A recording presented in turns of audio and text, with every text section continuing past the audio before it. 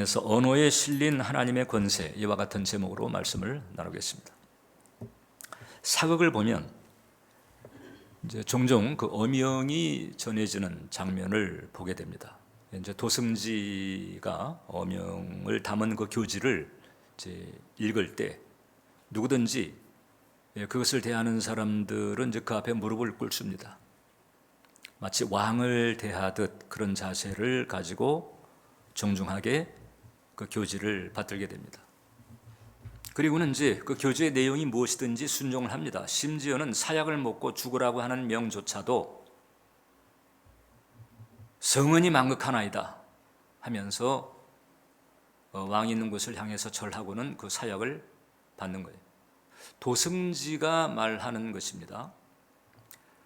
경우에 따라서는 그 도승지의 인격이나 도승지의 그 개인사에 흠결이 있을 수도 있겠지만 도승지의 어떠함과는 상관없이 그 도승지가 전하는 그 교지, 그 어명, 거기는 왕권이 실려 있어서 그 어명을 접하는 자는 거기에 순종을 하게 되는 것입니다. 자, 이러한 이치를 잘 알았던 사람이 오늘 본문에 등장하는 백부장입니다. 백부장은 로마 제국군대의 중대장급 장교입니다.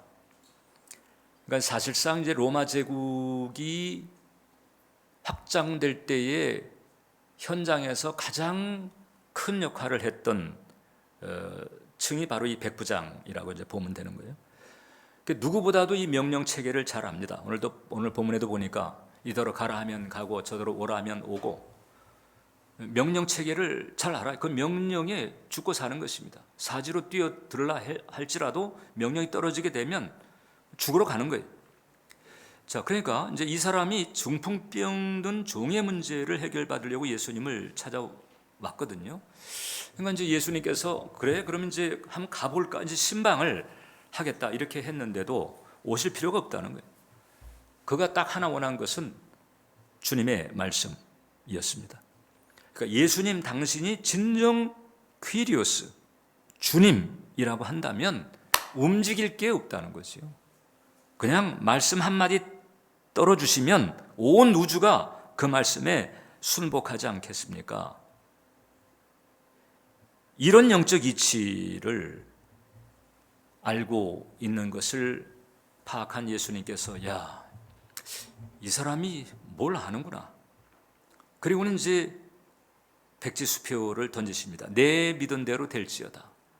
중풍병 문제를 가지고 왔지만 어떤 문제가 됐든지 상관없어요. 이만한 믿음을 가지고 있는 사람에게는 네 믿은 대로 될지어다. 이런 축복이 주어지게 돼요. 그리고 그 말씀이 떨어진 즉시로 그 하인의 중풍병이 사라지게 됐습니다. 잠언서를 보게 되면 죽고 사는 것이 혀의 힘에 달렸나니 혀를 쓰기 좋아하는 자는 혀의 열매를 먹으리라. 죽고 사는 것이 혀의 힘에 달렸다. 말에는 죽이거나 살리는 힘이 있다는 거예요. 보통 일상 필부의 말에도 이런 힘이 있다라고 하는 거죠. 그러니까 우리가 말을 할 때 이제 죽이는 말을 버리고 살리는 말을 해야 되는데, 근데 우리의 그 말, 그 살리는 말에 거기에 더 큰 힘을 실을 수 있다면은 그게 얼마나 더 좋겠어요. 어떤 경우가 그럴까? 첫 번째, 하나님의 말씀이 담긴 말이 그렇다. 세계사를 돌아볼 때 역사상 가장 큰 영토를 가진 제국이 대영제국입니다. 그 대영제국하고 그 징기스칸의 몽골 제국하고가 영토 사이즈가 비슷해요. 대략 전 세계 22% 정도를 장악했다는 건데, 근데 어떤 특징이 있는 거 하니 이제 대영 제국은 이게 이제 바다 건너 이 대륙 저 대륙 여기 이제 쭉 분포가 되어 있는 반면에 몽골 제국은 이렇게 연속되어 있는 영토인 거예요. 근데 이제 이런 면에서 본다면은 그 분포도로 봤을 때 이제 대영 제국을 더 쳐주긴 합니다. 자, 그러니까 이 대영 제국 시절에 그 왕의 어명 하게 되면은 그냥 세계 운명을 좌지우지하는 정도죠. 그러니까 그 대영제국의 영토 안에서 곱게 살려면은 그 왕의 명령에 순종하는 것이 필요합니다. 그런데 우리가 섬기는 그 하나님의 통치, 하나님께서 다스리는 나라는 어마어마하죠. 보이는 세계만이 아니고 보이지 않는 세계 모두를 다 통합하고 있습니다. 그렇다면은 그 하나님의 말씀은 가장 큰, 또 가장 강력한 그런 파워를 가지고 있는 어명과도 같다. 이 세상 왕의 어명하고는 견질 수가 없는 엄청난 파워를 가지고 있다라고 하는 것이죠. 그리고 이제 그와 같은 파워가 어떻게 증거되는고 하니, 하나님의 말씀이 담겨 있는 그 파워는 이런 그 사람에게만 해당되는 게 아니고 귀신에게도 또 비인격체에게도 해당이 돼요. 마태복음 8장을 보니까 저물매 사람들이 귀신 들린 자를 많이 데리고 예수께 오거늘 예수께서 말씀으로 귀신들을 쫓아내셨다. 이 귀신들은 이제 영적인 존재들이잖아요. 영적인 세계에서 활동하는 존재들인데 이 말씀으로 귀신을 쫓아내시고 그 다음에 병든 자들도 고치는 거예요. 공생애를 보게 되면 예수님께서 광풍을 잠잠하게 하시고 들끓는 파도도 순복하게 하시는 대목이 나옵니다. 그 광풍이나 파도를 의인화시켜서 잠잠하라 그랬더니 그냥 순식간에 잠잠하게 되는 이런 역사가 벌어지는 거지. 이게 바로 이제 어명, 영적인 어명인 거죠. 그것의 권세를 나타내고 있는 거예요. 백부장이 이제 이 점을 간파를 한 거죠. 그래서 예수님이 정말 주님이 맞다면, 하나님이 맞다면, 그러면 어명만 내리시면 됩니다. 장소의 원근 상관없다는 거죠. 여기서 말씀을 떨어뜨리게 되면 지구 반대편에서도 역사할 것입니다. 이와 같은 믿음을 백부장이 가지고 있었던 거예요. 그래서 이제 이 사람의 말 중에서 가장 강력한 권세를 지닌 때가 언젠고 하니 바로 하나님의 말씀이 실렸을 때입니다. 그 사람의 말에 하나님의 말씀이 실렸을 때, 그때가 바로 그 사람의 말 중에 가장 강력한 권세가 담겨 있는 때다. 그래서 내가 하는 말에 하나님의 말씀을 싣고 그 다음에 그 말씀을 나 스스로에게도 그렇고 나를 둘러싼 환경에도 그렇고 그 말씀을 믿음의 마음을 가지고 선포할 때 그것은 마치 한 나라의 어명이 떨어지는 순간과도 같다. 보이는 세계, 보이지 않는 세계를 통틀어서 그 하나님의 말씀은 즉각적으로 약효를 가져온다고 하는 거죠. 어떤 경우가 그럴까? 왜 이런 말씀 드리는 거 하니? 목사님, 하나님 말씀 붙들고 읊조리기도 하고 선포하기도 했는데 아니 약효를 본 기억이 별로 없습니다. 이런 경우들이 있는 거잖아요. 뭐 사실 저도 그런 경우가 적지가 않았고 우리 신자들도 보면 이제 그런 어떻게 보면은 환경 가운데에서 이제 좌절을 겪는 그런 경우도 적지가 않습니다. 중요한 것은 절대 왕정 시절에 어명을 대하듯한 마음가짐인 거죠. 사약 먹고 죽으라면은 성은이 만극합니다 하면서 죽을 수 있는 정도의 그 마음인 거예요. 어명을 대하듯한 마음. 어명만 중요한 게 아니고 어명을 대하는 마음도 중요한 것입니다.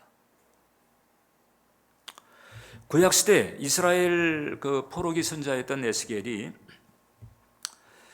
이제 하나님의 그 은혜 가운데 환상을 체험하게 됐는데 마른 뼈 가득한 골짜기로 데려갔습니다. 마른 뼈. 이게 뼈도 축축한 뼈는 낫잖아요. 근데 마른 뼈 정도면 완전히 뭐 가망이 없는 상태인 거예요. 그러니까 지극히 절망적인 상태죠. 그냥 헉 하고 숨이 막히는 절망적인 상태예요. 근데 하나님께서 그 뼈들에게 말씀을 대언하라, 오명을 전하라 이거죠. 에스겔서 37장 4절로 5절을 보니까 또 내게 이르시되 너는 이 모든 뼈에게 대언하여 이르기를 너희 마른 뼈들아 여호와의 말씀을 들을지어다. 어명이잖아요. 주 여호와께서 이 뼈들에게 이같이 말씀하시기를 내가 생기를 너희에게 들어가게 하리니 너희가 살아나리라. 마른 뼈, 완전히 바닥의 상태, 절망적인 상태인데 거기에 이제 여호와의 말씀을 들을지어다. 하나님의 말씀을 선포하는 거예요. 하나님의 말씀을 대언한 거예요. 그랬더니 10절에 가서 보니까 이에 내가 그 명령대로 대언하였더니 생기가 그들에게 들어가매 전혀 사람의 그 예상을 뛰어넘는 일이 벌어지게 되는 거예요. 생기가 그들에게 들어가매 그들이 곧 살아나서 일어나 서는데 극히 큰 군대더라. 하나님의 그 말씀대로 즉 어명대로 뭔가 상황이 변화되는 일이 벌어지게 되는 거예요. 아까도 이 도승지가 교지를 전할 때 그 교지를 전하는 도승지가 성실한 사람일 수도 있고 그렇지 못한 사람일 수도 있어요. 뇌물을 먹고 부패한 도승지일 수도 있고 혹은 인격적으로 흠결이 있는 도승지일 수도 있고 그러잖아요. 그런데 그 도승지의 어떠함이 상관없어. 일단 도승지가 어명을 전하게 될 때에 도승지가 전하는 그 어명이 중요한 거예요. 일단 그 어명이 떨어지게 되면 그 어명대로 이제 모두 순종하는 일이 벌어지게 돼요. 하나님의 말씀은 보이는 세계, 보이지 않는 세계, 인격체, 비인격체 할 것 없이 영향이 있다라고 하는 거죠. 그래서 내가 이제 부족할 수 있지만은 그러나 최소한 마치 어명을 대하는 사람들과 같은 그런 마음을 가지고 진심으로 그리고 간절함으로 그 말씀을 붙들 때 그 말씀이 어명이고 진리면서 하나님의 그 통치가 일어나도록 한다라고 하는 거죠. 그래서 이 병든 사람은 이제 그 자기 병든 몸이나 이 병든 마음을 향해 가지고 그 치유의 말씀을 선포할 필요가 있는 거예요. 마태복음 8장 17절 보니까 같이 읽겠습니다. 이는 선지자 이사야를 통하여 하신 말씀에 우리의 연약한 것을 친히 담당하시고 병을 짊어지셨도다 함을 이루려 하심이더라. 그래서 우리의 연약한 것을 친히 담당하시고 병을 짊어지신 예수님, 그 예수님 때문에 제가 치료받은 줄 믿습니다. 치료에 관한 어명을 받드는 거지. 재정적인 문제나 생계 문제로 어려움을 겪는 경우들도 많잖아요. 근데 고린도후서 8장 9절을 우리가 믿음의 마음을 가지고 선포하는 것입니다. 우리 주 예수 그리스도의 은혜를 너희가 알거니와 부요하신 이로서 너희를 위하여 가난하게 되심은 그의 가난함으로 말미암아 너희를 부요하게 하려 하심이라. 부요하신 예수님이 나의 가난을 대신 걸머지시고 나는 그 예수님의 그 대속의 은혜 때문에 부요를 누리게 되는 이 축복을 내게 열어주셨단 말이죠. 이것을 내가 어명받듯이 받아들이고 아멘 하면서 붙들고 나아가는 것, 이게 필요한 거예요. 삶이 힘겨워서 고달픈 이런 경우들이 있습니다. 그럴 때 갈라디아서 3장 13절로 14절을 우리가 나에게 환경에 선포하는 게 필요한 거예요. 함께 읽겠습니다. 그리스도께서 우리를 위하여 저주를 받은 바 되사 율법의 저주에서 우리를 속량하셨으니 기록된 바 나무에 달린 자마다 저주 아래에 있는 자라 하였습니다. 이는 그리스도 예수 안에서 아브라함의 복이 이방인에게 미치게 하고 또 우리로 하여금 믿음으로 말미암아 성령의 약속을 받게 하려 함이라. 이미 예수님께서 우리를 고달프게 하고 힘겹게 하는 그 모든 저주와 저주의 세력을 결박하시고 철폐를 하셨습니다.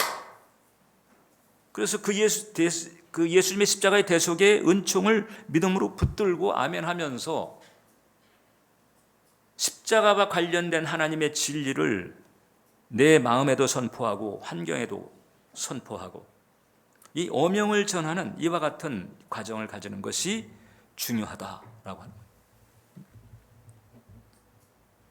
그리고 이제 우리가 이렇게 믿음의 마음을 가지고 말씀을 대하며 또 말씀을 붙들며 그리고 말씀을 시인하는 이런 길을 가다 보게 되면 이제 우리에게 열려지는 축복이 있습니다.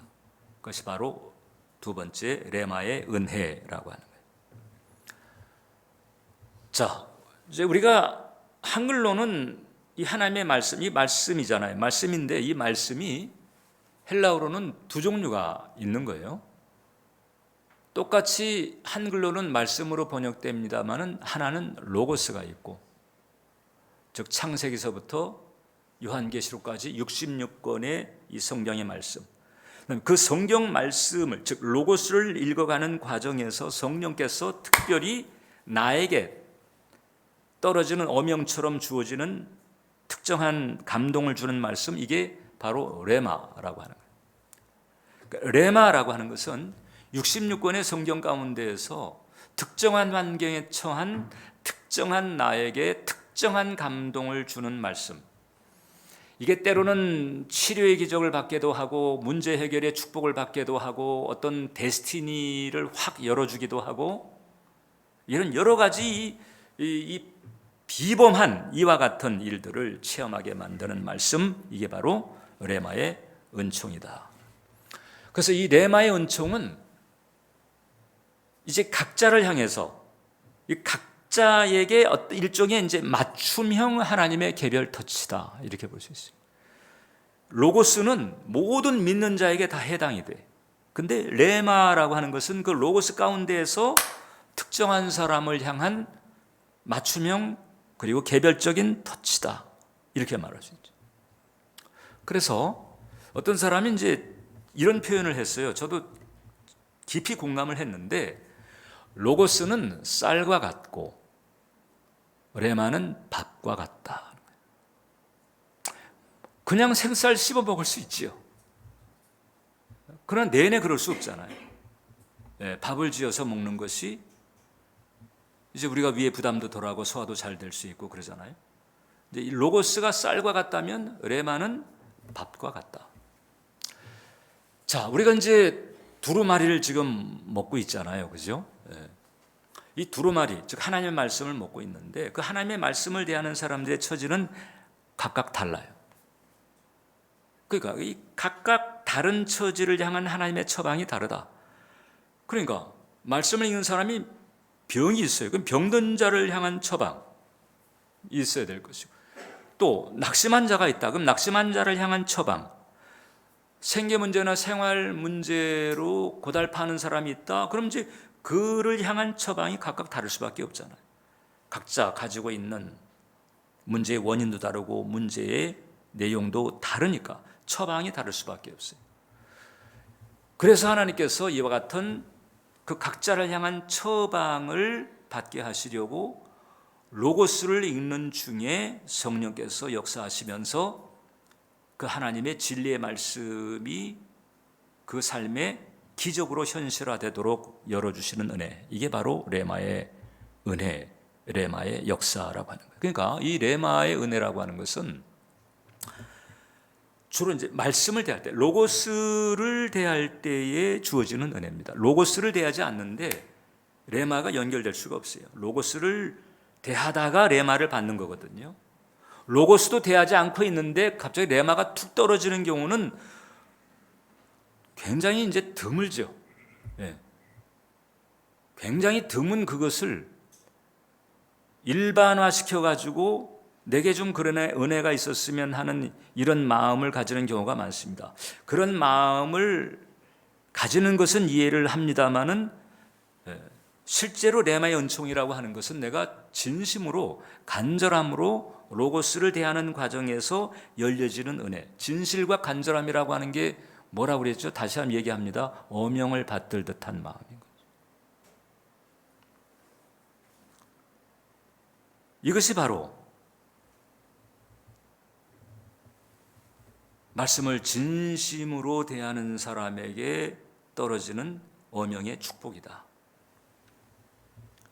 우리가 이제 그 기도의 스승으로 존경하는 그 조지 밀러 목사님, 고아의 아버지라고 그러잖아요. 원래는 목회를 하려고 했어요. 독일 분인데 영국에 건너와 가지고 이제 목회를 하려고 하다가 자꾸 이제 목회의 길이 이렇게 여의치가 않은 상태에서 이제 계속 성경을 읽고 묵상을 하는데 시편 68편 5절에 딱 눈이 어느 날 머물게 됐어요. 그의 거룩한 처소에 계신 하나님은 고아의 아버지시며 과부의 재판장이시라. 이전에도 읽었던 말씀이에요. 근데 그날 이 말씀을 딱 읽을 때 이 말씀이 그냥 확 다가온 거예요. 여느 때와는 다른 임프레션으로 확 다가오면서 거기서 어명을 받아버려요. 전에도 읽었는데 그날 이 말씀을 읽을 때 성령께서 이 말씀을 어명처럼 다가가게 한 것입니다. 고아의 아버지시니까 고아들을 하나님께서 돌보시겠구나. 근데 아버지는 전능하신 자니까 고아의 필요들을 능히 공급하시겠구나. 이런 믿음이 그냥 이 말씀을 읽으면서 확 들어오면서 그 다음에 그 믿음을 가지고 목회를 접고 그 다음에 이제 고아원을 시작을 하게 되고, 우리가 알고 있는 것처럼 그 고아원의 그 모든 필요, 그걸 순전히 기도로만 공급받는, 사람한테 손 벌린 적이 없다는 거잖아요. 하나님께 기도하니까 그 하나님이 누군가를 감화시켜 가지고 알아서 돈을 보내는 거예요. 알아서 빵을 보내고 알아서 도와주고, 이런 놀라운 기적들을 체험을 한 것입니다. 무엇으로부터? 레마의 은총으로부터. 레마의 은총으로. 그러니까 이제 이 로고스라고 하는 것은 이제 영적인 원리와 이치를 깨닫게 해요. 영적인 원리와 이치를 깨닫게 한다. 모든 신자에게, 모든 하나님의 자녀에게 하나님께서 예비하신 하나님의 축복을 깨닫게 만드시는데, 그런 중에 어명처럼 떨어지는 이 레마의 은총은 강력한 힘을 주는 거예요. 특정한 상황에 대한 하나님의 실행력이 마치 물 붓듯이 부어지게 되는 은혜가 임하는 이 상태, 이것이 바로 레마를 통해서 일어나게 된다라고 하는. 그래서 이 레마의 말씀은 환경을 넘어서게 만들어요. 환경을 넘어서게 만들고, 육신을 넘어서게 만들고, 불신앙을 넘어서게 만들고, 그냥 된다라고 하는 믿음, 그냥 레마가 들어오면 그냥 믿어지는 거예요.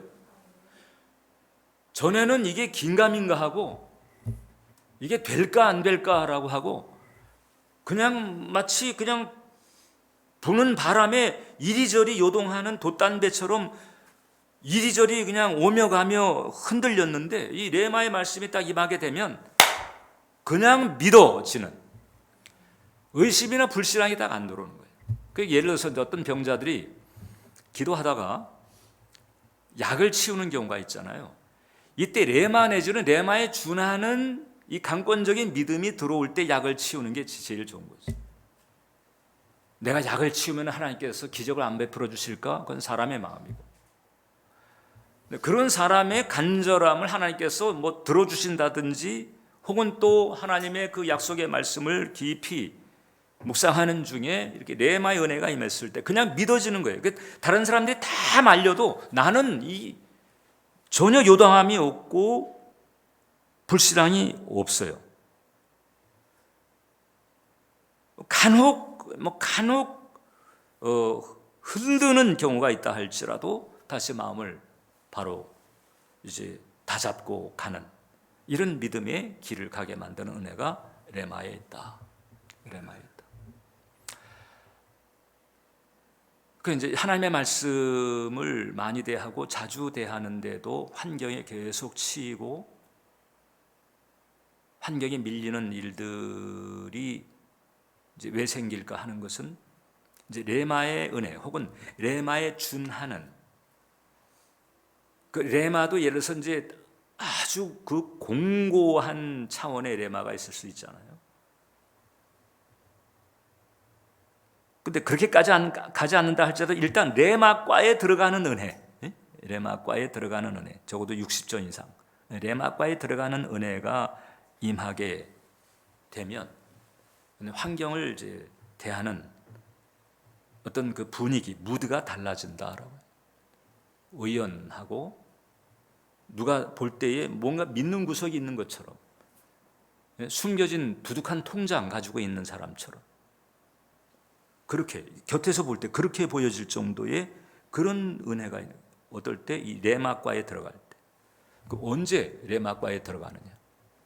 로고스를 진심으로 대하는 거죠. 그리고 하나님이 뭐라고 하시면 그 내용이 어떠하든지 아멘하고 성은이 만극합니다. 순종할 수 있는 그런 마음의 바탕. 그래서 이제 그 하나님과 우리 사이에 시너지가 필요한 거예요. 나도 레마가 주어질 수 있는 여건을 구비하려고 하는 게 필요하고, 또 하나님도 그 여건에 레마를 부어주시는 은혜가 필요하고, 이런 그 시너지가 딱 어우러지면서 하나님의 기적의 역사, 하나님의 약속이 이 땅 우리에게 현실화되는 은혜가 임한다. 콩고 선교를 하다가 간암이 들어가지고 이제 한국으로 이제 돌아온 선교사님의 간증을 제가 읽어본 적이 있어요. 간암입니다. 이 간경화나 간암이 뭐 이제 음주가 원인이 되는 경우가 많은데 이제 스트레스도 이제 원인이 되는 경우가 많거든요. 일단 이제 간암이 들어와가지고 그래서 이제 고향 땅에 돌아와서 몸조리하면서 이제 마지막을 준비하고 있는 거예요.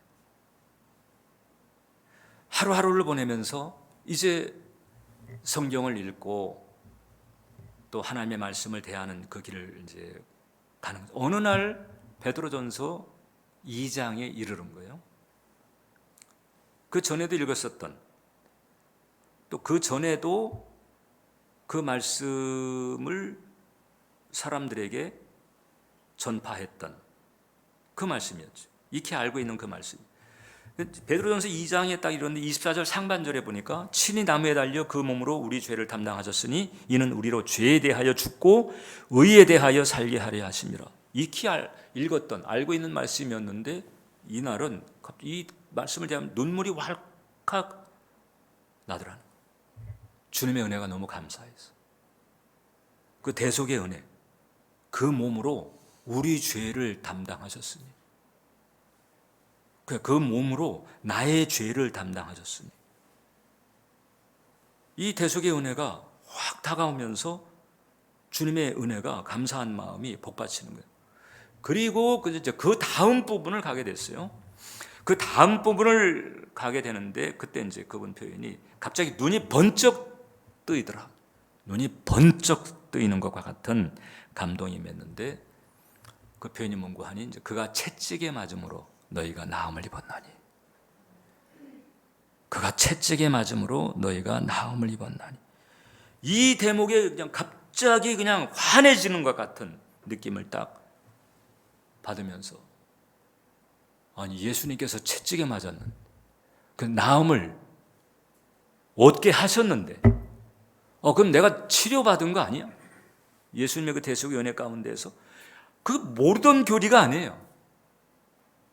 또 사역할 때에 병든 자에게는 이 말씀을 전하기도 했었죠. 근데 이제 이 말씀이 이제 요 상황에서 레마처럼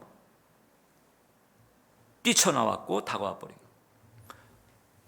그리고 이제 자연히 그 마음 가운데 예수에게 채찍에 맞으심으로 나는 나았다. 나는 나았다. 나는 나았다라고 하는 그 마음에 그 믿음이 우러나오면서 이제 그 사모님한테 내 외출복을 좀 챙겨다 줘라. 아니 왜요? 그랬더니 내가 나았는데 내가 이제 정상적으로 생활을 해야지. 이게 자연스러운 모습인데 사실상 초자연적인 역사의 자연스러움이. 그래가지고 계속해서 예수님께서 채찍에 맞음으로 내가 나았다. 예수님께서 채찍에 맞으심으로 내가 나았다. 그냥 이 말씀과 이 말씀에 대한 믿음의 마음이 계속 일관되게 계속 흐르게 되는 거예요. 여기서 그게 불편함이 왜 없겠어요? 통증이라든가 이런 게 있을 수 있는데 이런 게 올라와도 그 통증보다도 더 가까이 그 말씀을 붙잡는 거지. 내 병은 끝났어. 내가 더 걸머질 필요가 없어. 이와 같은 믿음이 계속 맴돌고 이러면서 결국 이제 그분이 그 간암에서 고침을 받게 된 거예요. 그리고는 이제 나머지 여생을 건강한 가운데 이제 잘 정리를 하게 된 거죠. 하나님의 말씀에는 이런 강태가 있다. 엄형이기 때문에. 하나님의 말씀은 이 세상, 보이는 세상, 보이지 않는 세상, 인격체, 비인격체 할 것 없이 모든 이 만상을 향해서 엄형과도 같은 파워를 가지고 있다. 그래서 우리가 복음을 능력이라고 합니다. 이것을 믿는 사람에게는 그래서 이 복음이 능력이 되는 거거든요. 우리가 이제 뭔가를 좀 돌파를 하고 싶은데, 뭔가 좀 달라지고 싶고 나아지고 싶고 그렇게 하고 싶은데 이게 도대체 어떻게 해야 그게 잘 될 수 있을까 고민하고 있는 분이 계시다고 한다면, 진심으로 간절한 마음으로 마치 엄형을 받들듯, 절대 왕정 하에서 엄형을 받들듯 하나님의 말씀을 대하는 그 마음을 가지고 엄형으로서의 파워를 가지고 있는 말씀의 권세를 아멘하면서 마음속에 새길 필요가 있다. 칼빈 있잖아요. 장로교를 창시한 칼빈. 칼빈은 이제 55에 소천을 했습니다. 근데 이제 이 칼빈이 제네바에서 개혁 작업을, 제네바 시장이기도 했잖아요. 그러니까 제네바에서 이제 그 종교 개혁을 수행하면서 결국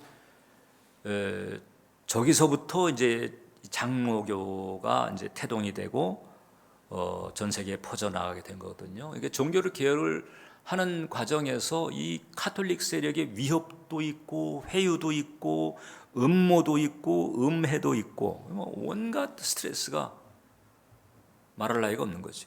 근데 이제 그보다 또 쉽지가 않았던 게 그 칼빈의 별명이 있어요. 걸어다니는 병원이에요. 걸어다니는 병원. 그 제가 봐도 천재급이거든요. 그런데 종교개혁이라고 하는 과업을 수행하는데 몸은 걸어다니는 병원이에요. 그가 겪었던 그 질환들이 뭔가 편두통, 소화불량, 위경련, 통풍, 신장결석. 이 통풍과 신장결석은 죽을 때까지도, 만성적인 기침, 치질, 그리고 모든 사역을 하는 과정에 있어서의 각종 스트레스. 나중에는요, 침상에서 가르치고 침상에서 설교를 했다. 그런 그 어려운 상황들을 감당을 해낸 거예요. 감당을. 참 치료 잘해 주시고 건강하셨다면 얼마나 더 큰 일을 하셨을까, 이런 아쉬움도 있지만 그건 사람 생각이고, 그분은 그런 상태 자체를 감내해내는 이런 과정에서 받는 은혜가 적지가 않았던 거죠. 하루 7번을, 그분은 하루 7번을 말씀을 묵상하고 기도를 한 거예요. 그래서 7번이라고 하는 게 이제 시편 119편에 나오는데, 주의 의로운 규례들로 인하여 내가 하루 7번씩 주를 찬양하나이다. 하루 7번씩 주를 찬양하는. 지금 이슬람, 무슬림들은 하루 5번씩 그냥 봉디를 쳐들고 메카를 향해서 이제 절을 하는 거잖아요. 그것도 이제 이 사람들이 기독교를 이제 좀 흉내낸 부분이 있어요. 왜냐하면 초대교회가 하루 5번씩 기도하는 규례가 있었거든요.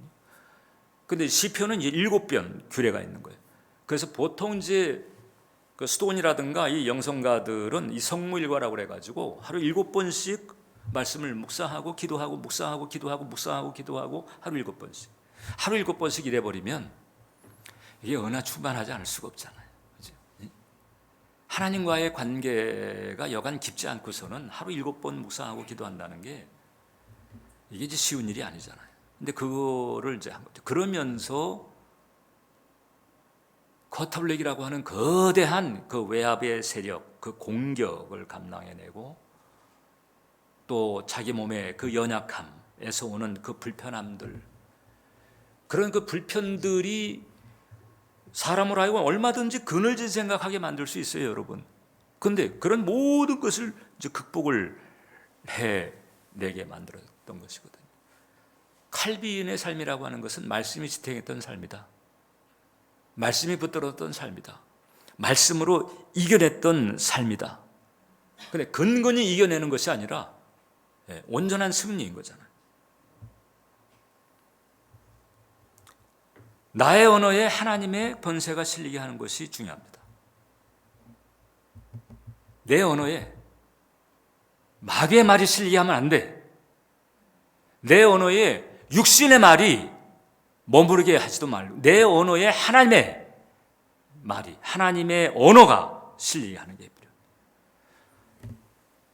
내 삶의 순간순간이 어명을 선포하는 순간이 되게 만드는, 나 자신을 향해서, 내 몸, 내 마음을 향해서, 내 삶을 향해서, 내 환경을 향해서, 내가 가는 길을 향해서 어명을 전하는 이와 같은 일들이 많아요.